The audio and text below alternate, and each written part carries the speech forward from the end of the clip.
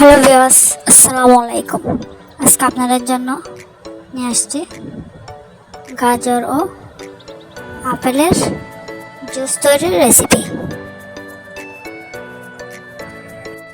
দোকান থেকে প্যাকেটজাত জুসগুলো না খেয়ে হোমমেড জুস তৈরি করে খান।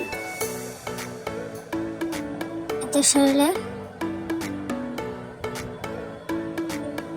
পুষ্টি ও শরীর সুস্থ রাখবে। প্রথমে আমি এখানে নিয়ে নিচ্ছি কয়েকটি ফ্রেশ গাজর। এরপর গাজরের খোসাগুলো আমি ছড়িয়ে নিচ্ছি।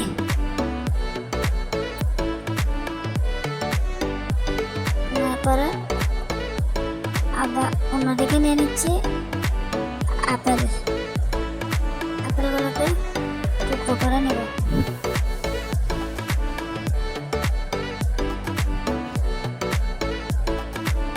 টুকরো করে নেওয়ার পরে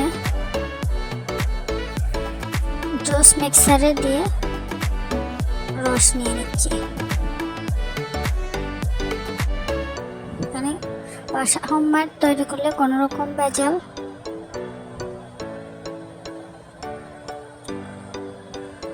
বা অস্বাস্থ্যকর খাবার খাওয়া হয় না। আপনারা চাইলে ব্লেন্ডারের মাধ্যমেও এই জুসটি তৈরি করতে পারেন। এরকম হোমমেড জুস বাচ্চাদের জন্য হেলদি ও অনেক সুস্বাস্থ্যকর। এই গরমে আপনারা এই জুসটি বাসায় তৈরি করে নিজেরাই খেতে পারবেন মাত্র 5 মিনিটে।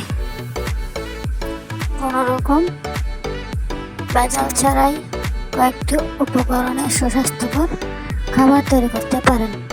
আসসালামু আলাইকুম।